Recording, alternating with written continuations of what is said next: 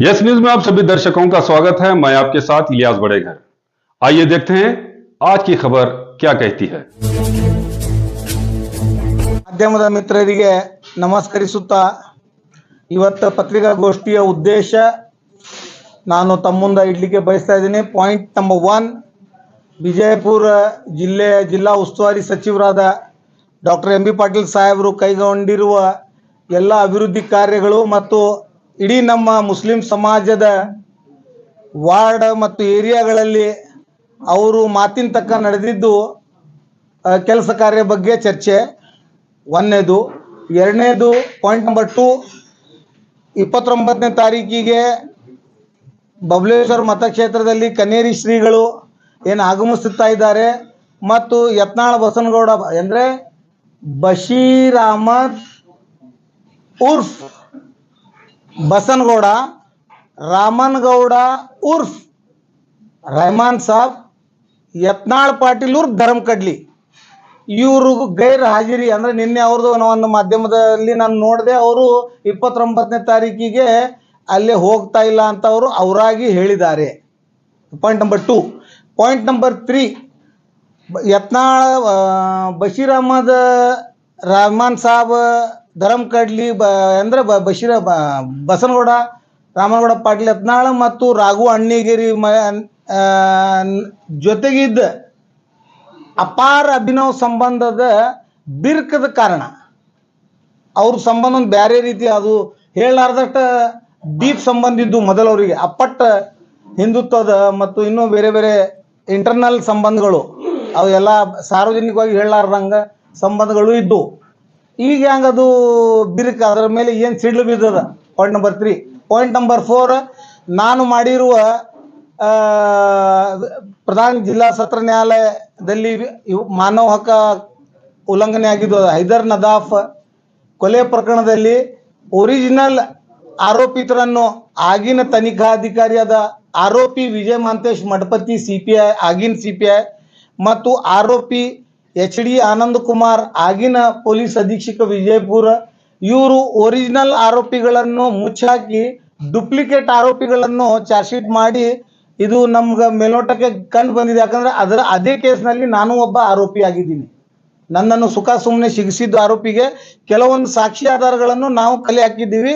ಅದರಿಂದ ಮೇಲ್ನೋಟಕ್ಕೆ ಗೊತ್ತಾಗ್ತಾ ಇದೆ ಅಂತಂದ್ರೆ ಯಾವ ತರ ಯೋಗೇಶ್ವರ ಗೌಡ ಮರ್ಡರ್ ಕೇಸ್ ನಡೆದಿತ್ತು, ಅದರಲ್ಲಿ ಒರಿಜಿನಲ್ ಆರೋಪಿತರೇ ಬೇರೆ, ಚಾರ್ಜ್ ಶೀಟೆಡ್ ಆರೋಪಿತರೇ ಬೇರೆ. ಹಾಗಾಗಿ ಈ ಕೇಸ್ನಲ್ಲಿ ಹೈದರ್ ಅಲಿ ನದಾಫ್ ಕೊಲೆ ಪ್ರಕರಣದಲ್ಲಿ ಒರಿಜಿನಲ್ ಆರೋಪಿಗಳನ್ನು ಚಾರ್ಜ್ ಶೀಟ್ ಮಾಡದೆ ಡುಪ್ಲಿಕೇಟ್ ಆರೋಪಿಗಳನ್ನು ಚಾರ್ಜ್ ಶೀಟ್ ಮಾಡಿ ರಾಜಕೀಯ ಲಾಭ ಪಡೆದಿದ್ದು ನಗರ ಶಾಸಕ. ಹಾಗಾಗಿ ಇದರದ ಮರು ತನಿಖೆ ಆಗಬೇಕು, CBI ದಿಂದ ಆಗ್ಬೇಕಂತ ಮಾನ್ಯ ಜಿಲ್ಲಾ ಉಸ್ತುವಾರಿ ಸಚಿವ ಹಾಗೂ ರಾಜ್ಯದ ಮುಖ್ಯಮಂತ್ರಿ ಸನ್ಮಾನ್ಯ ಸಿದ್ದರಾಮಯ್ಯನವರು ಹಾಗೂ ಗೃಹ ಮಂತ್ರಿಗೆ ವಿನಂತಿ. ಈ 4 ಪಾಯಿಂಟ್ ಮೇಲೆ ಇವತ್ತಿಂದ ನಂದ ಪತ್ರಿಕಾಗೋಷ್ಠಿ ಇದೆ. 6/5/2023 ರಂದು ಒಂದು ಹೈದರ್ ನದಾಫನ ವ್ಯಕ್ತಿಯನ್ನು ಕೊಲೆಯಾಗಿತ್ತು. ಆ ಕೊಲೆ ನಡೆದ ಸಮಯದಲ್ಲಿ ನಾನು ಕ್ರೊನಾಲಜಿಕಲ್ ತಮ್ಗೆ ಒಂದು ಮಾಧ್ಯಮದ ಮುಖಾಂತರ ಪಾಯಿಂಟ್ಸ್ ಹೇಳ್ತಾ ಇದ್ದೀನಿ, ಅದನ್ನ ನೀವು ಎಲ್ಲ ಗಂಭೀರವಾಗಿ ಅರ್ಥಿಸ್ಕೊಳ್ರಿ. ದಿನಾಂಕ 6/5/2023 ಒಂದು ಕೊಲೆ ಆಗ್ತದೆ, ಒಬ್ಬ ವ್ಯಕ್ತಿಯನ್ನು ಶೂಟೌಟ್ ಆಗ್ತೈತಿ. ಆ ಟೈಮ್ ಸಾರ್ವತ್ರಿಕ ಅಸೆಂಬ್ಲಿ ಚುನಾವಣೆ ನಡೆದಿರ್ತದ. ಅದೇ ಕೊಲೆ ಆಗೋಕ್ಕಿಂತ 5-6 ದಿವಸ ಮುಂಚೆ ಇದೇ ನಗರ ಶಾಸಕ ಯತ್ನಾಳ್ ಬಸನಗೌಡ ಪಾಟೀಲ್ ಮಾಧ್ಯಮದ ಮುಖಾಂತರ ಒಂದು ಹೇಳಿಕೆ ಕೊಡ್ತಾರ. ಅದು ನಮ್ಮಲ್ಲೇ ರೆಕಾರ್ಡೆಡ್ ಇದೆ, ಅದು ನಾವು ಪ್ರಿಸರ್ವ್ ಮಾಡಿಟ್ಟಿವಿ. ಅವ್ರು ಹೇಳ್ತಾರ ಇನ್ನು 4-5 ದಿವಸನಲ್ಲಿ ಒಂದು ಘಟನಾ ಆಗ್ತೈತಿ, ಇಡೀ ಬಿಜಾಪುರ್ ಇಲೆಕ್ಷನ್ ಚೇಂಜ್ ಆಗ್ತೈತಿ, ಕಾದು ನೋಡ್ರಿ ಅಂತೇಳಿ ಅಲಾರ್ಮ್ ಕೊಟ್ಟಿದ್ರು. Point number 1. ಪಾಯಿಂಟ್ ನಂಬರ್ 2, ಸತ್ತ ವ್ಯಕ್ತಿ ಹೈದರ್ ಅಲಿ ನದಾಫ್, ಫಿರ್ಯಾದಿ ಕೊಟ್ಟವಳು ಅವನ ಹೆಂಡತಿ ನಿಶಾತ್ ಹೈದರ್ ಅಲಿ ನದಾಫ್. ಆ ಟೈಮ್ನಾಗ ನಾನು ಮನೆಯಲ್ಲಿ ಇದ್ದಾಗ ಹಾಶಿಂಪಿ ದರ್ಗಾದ ಒಬ್ರು ಗುರುಗಳು, ಅವರು ಸಹೋದರು, ಈ 3 ಮಂದಿ ನಾವು ನಮ್ಮ ಕಾರ್ಯಕ್ಷೇತ್ರದೊಳಗೆ ನಮ್ಮ ಇದ್ರೊಳಗಿದೆ ಇಲೆಕ್ಷನ್ ಚುನಾವಣೆಯಿಂದ ನಮ್ಮನ್ನು ದೂರ ಹಿಡಿಯಲು ಒಂದು ಸಂಚ ಈಗಾಗಲೇ ರೂಪಿಸಿದ್ದು. ಆರೋಪಿ ಇದೇ ನನ್ನ ಪ್ರಕರಣದಲ್ಲಿ ಆರೋಪಿ ನಂಬರ್ 1ನೇ ರೌಂಡು CDR ಟವರ್ ಲೊಕೇಶನ್ ಮತ್ತು ಟವರ್ ಡಂಪ್ ಪೊಲೀಸ್ ಇಲಾಖೆಯವರು ಆಗ ಮಾಡಲಿಲ್ಲ. ಇವಾಗ ಈಗಿನ ನಾನು ಪೊಲೀಸ್ ಅಧೀಕ್ಷಕರಿಗೆ ನನ್ನ PC 1/24 ನಾನು ಹ್ಯೂಮನ್ ರೈಟ್ಸ್ ಕೋರ್ಟ್ನಲ್ಲಿ ಏನು ಪ್ರಕರಣ ದಾಖಲು ಮಾಡಿದ್ದೀನಿ ಅದರಲ್ಲಿ ನಾನು ಈಗಿದ್ದ SP ಲಕ್ಷ್ಮಣ್ ನಿಂಬರ್ಗಿ ಅವರಿಗೆ ನಾನು ಕೊಟ್ಟಿದ್ದೀನಿ ಮಾಹಿತಿ. ಅದರಲ್ಲಿ ಆ ಮರ್ಡರ್ ಕೇಸಿನ ಆರೋಪಿ number 1 tower location tower dump CDR ತೆಗೆದ್ರೆ ಅವಂದು ಯತ್ನಾಳ್ ಬಸನಗೌಡ್ರದ್ದು ಟವರ್ ಒಂದೇ ಅದ ಅಂತ ನಮ್ಮ ಗಮನಕ್ಕಿದೆ. I have records. ಆ ಆಯಾಮದಲ್ಲಿ ಯಾವುದು ತನಿಖೆ ಆಗಿಲ್ಲ. ಮತ್ತು ವಾರ್ಡ್ ನಂಬರ್ 19 ಕಾರ್ಪೊರೇಟರ್ ಆದ ನಿಶಾತ್ ಹೈದರ್ಲಿ ನದಾಫ್ಗ ಮತ್ತು ಕಿರಣ್ ಪಾಟೀಲ್ಗ ಅಭಿನವ್ ಸಂಬಂಧ ಈ ಚುನಾವಣೆ ಇವನ್ ಗನ್ ಸಾಯುಕ್ಕಿಂತ ಮುಂಚಿಂತೂ ಇದೆ. ಹಾಗಾಗಿ Kiran Patil direct connection with Yatnal Basanagouda Patil ಮತ್ತು ಇಲೆಕ್ಷನ್ ಅದ ಎಲ್ಲ ಉಸ್ತುವಾರಿ ನೋಡ್ಕೊಂಡಿದ್ದೆ ಕಿರಣ್ ಪಾಟೀಲ್ ಅಸೆಂಬ್ಲಿ ಇಲೆಕ್ಷನ್ದಾಗ. ಹಾಗಾಗಿ ಇದು ಒಂದು ಚೈನ್. ಮತ್ತು ಇದೇ ಕೊಲೆ ಪ್ರಕರಣದೊಳಗ ನಿಶಾತ್ ಹೈದರ್ಲಿ ನದಾಫ್ ಕಿರಣ್ ಪಾಟೀಲ್ ಸಿಟಿ MLA ಮತ್ತು ಒಬ್ಬ ಪ್ರತಿಷ್ಠಿತ ದರ್ಗಾದ ಗುರುಗಳದು ಸಹೋದರ ಸಂಚ್ ರೂಪಿಸಿ ಒಂದು ಕೊಲೆ ಮಾಡಿಸಿ ಆರೋಪ ನಮ್ಮ ಮೇಲೆ ಹೇರಿ ಚುನಾವಣೆ ಯಶಸ್ವಿ ಆಗಿದೆ ಅಂತ ಒಂದು ಮೇಲ್ನೋಟಕ್ಕೆ ನಮ್ಗೊಂದು ಸ್ಕೆಚ್ ಸಿಕ್ಕಿದೆ. ಹಾಗಾಗಿ ನಾವು private complaint human rights file ಮಾಡಿದಾಗ ಆ ಆಯಾಮ್ನಲ್ಲಿ ಆ ಪಾಯಿಂಟ್ ಮೇಲೆ ಇನ್ವೆಸ್ಟಿಗೇಷನ್ ಮಾಡಲಿಕ್ಕೆ ತನಿಖಾಧಿಕಾರಿಗೆ ಸಾಕಷ್ಟು ಒತ್ತಾಯ ಹೇರ್ತಾ ಇದ್ದೀವಿ. ತನಿಖಾಧಿಕಾರಿ ಆ ಪಾಯಿಂಟ್ ಮೇಲೆ ಇನ್ವೆಸ್ಟಿಗೇಷನ್ ಮಾಡ್ತಾ ಇಲ್ಲ. ಮತ್ತು ನನ್ನ ಕಂಪ್ಲೇಂಟ್ ಕೇಸ್ ಸುಪ್ರೀಂ ಕೋರ್ಟ್ದಿಂದ ಡೈರೆಕ್ಷನ್ ಆದರೂ ಪೊಲೀಸ್ ಇನ್ವೆಸ್ಟಿಗೇಷನ್ ಪ್ರೊಸೀಜರಲ್ ಆಸ್ಪೆಕ್ಟ್ನಲ್ಲೇ ತನಿಖಾ ಮಾಡ್ತಾ ಇಲ್ಲ. ಅಡಿಷನಲ್ SP ಅವರು ತನಿಖಾಧಿಕಾರಿ ಇರೋದರಿಂದ ಪೊಲೀಸ್ ವಿರುದ್ಧ ಪೊಲೀಸರು ತನಿಖಾ ಸರಿಯಾಗಿ ಮಾಡ್ತಾ ಇಲ್ಲ ಅಂತೇಳಿ ನಾನು ಜಿಲ್ಲಾ ಉಸ್ತುವಾರಿ ಸಚಿವ ಹಾಗೂ ಮಾನ್ಯ ಗೃಹ ಸಚಿವರು ಮತ್ತು ಮುಖ್ಯಮಂತ್ರಿ ಅವರಿಗೆ ಈ ಮಾಧ್ಯಮದ ಮುಖಾಂತರ ವಿನಂತಿಸಿಕೊಳ್ತಾ ಇದ್ದೀನಿ. ಪೊಲೀಸರು ವಿರುದ್ಧ ಚಾರ್ಜ್ ಶೀಟ್ ಹಾಕ್ಲಿಕ್ಕೆ ಸಾಧ್ಯನೇ ಇಲ್ಲ. ಅವರು ಬಿ ಸಮರಿ ರಿಪೋರ್ಟ್ ಹಾಕು ತಜ್ವೀಜ್ನಲ್ಲಿ ಇದ್ದಾರೆ ಅಂತ ನನಗ ಬಲ್ಲ ಮೂಲಗಳಿಂದ ಮಾಹಿತಿ ಇರೋದ್ರಿಂದ ಮತ್ತು ಸಾಕ್ಷಿ ಪೊಲೀಸರಿಗೆ ಅಧಿಕಾರಿ ಪೊಲೀಸರು ಹೆದರಿಸ್ತಾ ಇದ್ದಾರೆ, ಥ್ರೆಟ್ನಿಂಗ್ ಕೊಡ್ತಾ ಇದ್ದಾರೆ. ಒಂದು ವೇಳೆ ಅಧಿಕಾರಿ ವಿರುದ್ಧ ನೀ ಏನಾದರೂ ಸಾಕ್ಷಿ ಹೇಳಿದ್ರೆ ಮಗನೇ ಸಸ್ಪೆಂಡ್ ಮಾಡ್ತೀವಿ, ಡಿಸ್ಮಿಸ್ ಮಾಡ್ತೀವಿ ಅಂತ ಹೇಳಿ ಹೆದರಿಸ್ತಾ ಇದ್ದಾರೆ ಅಂತ ನನ್ನ ಗಮನಕ್ಕೆ ಬಂದಿದೆ. ಹಾಗಾಗಿ ಮಾನ್ಯ ಮುಖ್ಯಮಂತ್ರಿ ಅವರು ಇದು ಅತಿ ಸಂವೇದನಶೀಲ ಕೇಸ್ ಅಂತ ಪರಿಗಣಿಸಿ, ಯಾಕಂದ್ರೆ ಇದರಲ್ಲಿ ಈ ಕೊಲೆಯಲ್ಲಿ ನನ್ನನ್ನು ಸುಖ ಸುಮ್ಮನೆ ಆರೋಪಿ ಮಾಡಿ ಅರೆಸ್ಟ್ ಮಾಡಿ 6 ದಿವಸ ಇಲ್ಲಿಗಲ್ ಡಿಟೈನ್ ಮಾಡಿದನ್ನು ನನ್ನ ಮಾನವ ಹಕ್ಕುಗಳನ್ನು ಉಲ್ಲಂಘನೆ ಆಗಿದೆ ಅಂತೇಳಿ ನಾನು ಸುಪ್ರೀಂ ಕೋರ್ಟ್ ಮಟ್ಟ ನ್ಯಾಯ ಕೇಳಲಿಕ್ಕೆ ಹೋರಾಡ್ತಾ ಇದ್ದೀನಿ. ಇಂಥ ಸಂದರ್ಭದಲ್ಲಿ ಒಬ್ಬ ನಗರ ಶಾಸಕ ಕೊಲೆ ಮಾಡಿಸಿದ್ದಾನೆ ಅಂತೇಳಿ ನೇರ ಆರೋಪ ಮಾಡ್ತಾ ಇದ್ದೀನಿ. ತನ್ನ ಚುನಾವಣೆ ಲಾಭಕ್ಕಾಗಿ ಒಬ್ಬ ವ್ಯಕ್ತಿಯನ್ನು, ಅಮಾಯಕ ವ್ಯಕ್ತಿಯನ್ನು ಕೊಲೆ ಮಾಡಿಸಿ ಅವನದೇ ಹೆಂಡತಿ ಕಡೆಯಿಂದ ಇನ್ನೊಬ್ಬರ ಮೇಲೆ ಸುಳ್ಳು ಆರೋಪ ಮಾಡಿ ಚಾರ್ಜ್ ಶೀಟ್ ಮಾಡಿ ಕೇಸ್ ಮುಚ್ಚಿ ಹಾಕು ತಜ್ವೀಜ್ನಲ್ಲಿ ಇದ್ದಾರೆ. ಹಾಗಾಗಿ ಈ ಕೇಸನ್ನು CBIಗೆ ವರ್ಗಾವಣೆ ಮಾಡಿ ಸತ್ಯಾಸತ್ಯತೆಯನ್ನು ಹೊರಗೆ ತಂದು ಬಯಲಿಗಿಳಬೇಕು. ನಿಜವಾದ ಆರೋಪಿಗಳನ್ನು ಶಿಕ್ಷೆ ಮಾಡಿಸ್ಬೇಕು, ಇನ್ನೋಸೆಂಟ್ ಆರೋಪಿಗಳನ್ನು ದೋಷಮುಕ್ತಗೊಳಿಸ್ಬೇಕಂತ ಹೇಳಿ ನನ್ನ ಮಾಧ್ಯಮದ ಸಬ್ಮಿಷನ್. ಒಬ್ಬೊಬ್ರು ಕೇಳ್ರಿ, ಸಿಂಗಲ್ ಪ್ರಶ್ನೆ ಕೇಳ್ರಿ, ನೀವು ಅಂತ ಕೇಳ್ರಿ. ಸರ್ ನಾನು 2008ರಲ್ಲಿ ಈಗ 2008ರಾಗ ವಕೀಲ ಆಗೀನಿ ಅಂತಂದ್ರೆ 25 ಅಂತಂದ್ರೆ 17 ವರ್ಷ ಆಗಿರ್ಬೇಕು. ಈಗ ಕೋರ್ಟ್ ಒಳಗೆ ಇರುವಂತ ವಿಷಯ ನೀವು ಮಾಧ್ಯಮಗಳ ಮುಂದೆ ಇಲ್ಲ, ಕೋರ್ಟ್ ಒಳಗೆ ಒನ್ ಮಿನಿಟ್ ನಾನು ಹೇಳ್ತೀನಿ ಕೇಳ್ರಿ. ಕೋರ್ಟ್ ಒಳಗೆ ಇದ್ದ ವಿಷಯನ್ನು ಮಾಧ್ಯಮದ ಮುಂದೆ ನಾನು ಚರ್ಚೆ ಮಾಡಿಲ್ಲ. Investigating point already matter is charge sheet is filed, matter is investigating method is concluded. ನಾನು ಏನು ಹೇಳ್ತಾ ಇದ್ದೀನಿ, ನನ್ನ ಕೇಸ್ ಅಂಡರ್ ಇನ್ವೆಸ್ಟಿಗೇಷನ್ ಇದೆ. ಯಾವುದು PC 1/24 pending before the supreme court. ಅದು ಎದಕ್ಕಿದೆ? ಆರೋಪಿ ಪೊಲೀಸ್ ಆಫೀಸರ್ಸ್ ಯಾರು HD ಆನಂದ್ ಕುಮಾರ್ ಆರೋಪಿ, ವಿಜಯ ಮಾಂತೇಶ್ ಮಠಪತಿ ಮತ್ತು ಇನ್ನೂ 8 ಮಂದಿ ಕೂಡಿ ಕಾನೂನನ್ನು ಚಾಲೆಂಜ್ ಮಾಡಿದ್ದಾರೆ ಹೈಕೋರ್ಟ್ನಲ್ಲಿ. ಕಾನೂನೇ ತಪ್ಪಿದೆ ಅಂತೇಳಿ ಆ ಕೇಸ್ ಪೆಂಡಿಂಗ್ ಅದ. ಅದರದ ಮೆರಿಟ್ಸ್ನ ಡಿಸ್ಕಸ್ ಮಾಡಿಲ್ಲ. ನಾನೇನು ಮಾಡಕತ್ತೀನಿ, ಇನ್ವೆಸ್ಟಿಗೇಷನ್ ಡೈರೆಕ್ಷನ್ ಕೊಟ್ಟಿದ್ದಾರೆ ಸುಪ್ರೀಂ ಕೋರ್ಟ್ನವರು.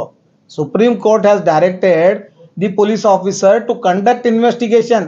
ಫೇರ್ ಇನ್ವೆಸ್ಟಿಗೇಷನ್ ಆಗ್ತಾ ಇಲ್ಲ. ಹಾಗಾಗಿ ತನಿಖಾ ಅಧಿಕಾರಿಯನ್ನು ಚೇಂಜ್ ಮಾಡ್ರಿ ಅಂತೇಳಿ ನಾನು ಆಗ್ರಹ ಮಾಡ್ತಾ ಇದ್ದೀನಿ ಸರ್ಕಾರಕ್ಕೆ ಮನವಿ ಮಾಡ್ತಾ ಇದ್ದೀನಿ ನಾನು. ಯಾಕಂದ್ರೆ I can't reach chief minister directly.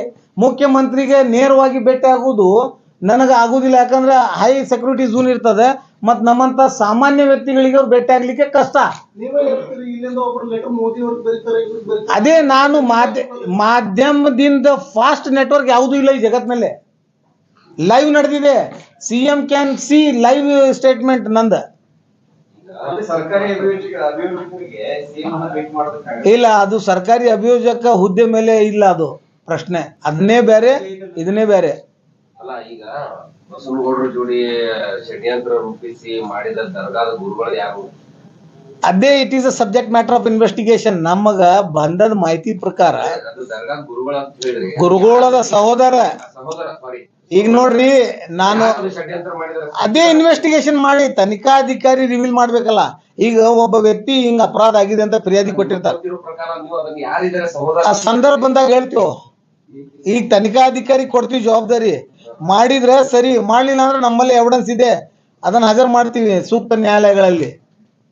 Sir next ಎಲ್ಲ ಹೇಳಿರಿ, ನಾವು ಹೆಸರೊಂದು ಹೇಳ್ಬಿಟ್ರೆ ಅದು correct ಆಗಿ. ಹೆಸರು ಅಲ್ರಿ, ಆ ಸಮಯ ಬರ್ಬೇಕಲ್ಲ, ಸೂಕ್ತ ಸಮಯ ಬರ್ಲಿ, ಸೂಕ್ತ ಸಮಯ. ಪತ್ರಿಕಾಗೋಷ್ಠಿ ಒಳಗ ಅವ್ರು ಯಾರೋ ಬಸೀರಾಮ ಧರ್ಮ ಕಡ್ಲಿ ಅವ್ರು ಯಾವ ವ್ಯಕ್ತಿ ಯಾರು ಅಂತ ಗೊತ್ತಾಗ್ಲಿಲ್ಲ ನಮ್ಗೆ. ನಗರ ಶಾಸಕರು ಬಸನಗೌಡ ರಾಮನಗೌಡ ಪಾಟೀಲ್ ಯತ್ನಾಳ್ ಊರ್ಪ ಧರ್ಮ ಕಡ್ಲಿ. ಅಲ್ಲ, ಹೆಸರು ಅವರು JDS ನಾಗ ಇದ್ದಾಗ ಬಶೀರ್ ಅಹಮದ್ ಇದ್ರು, ರಾಮನಗೌಡ ಬದಲಾಗಿ ರೆಹಮಾನ್ ಸಾಬ್ ಆಗಿದ್ರು. ಈಗ ಏನಾಗಿದ್ದಾರೆ ಗೊತ್ತಿಲ್ಲ. ಅದ್ರ ಬಗ್ಗೆ ಏನಾದ್ರು ದಾಖಲೆ ಇದೆ ನಿಮ್ಗೆ? ದಾಖಲೆ ಟೊಪ್ಗಿ ಹಾಕೊಂಡಾರ, ಅದು ಬಶೀರ್ ಅಹಮದ್ ಟೊಪ್ಗಿ ಹಾಕೊಂಡಾರ ಯಾರ?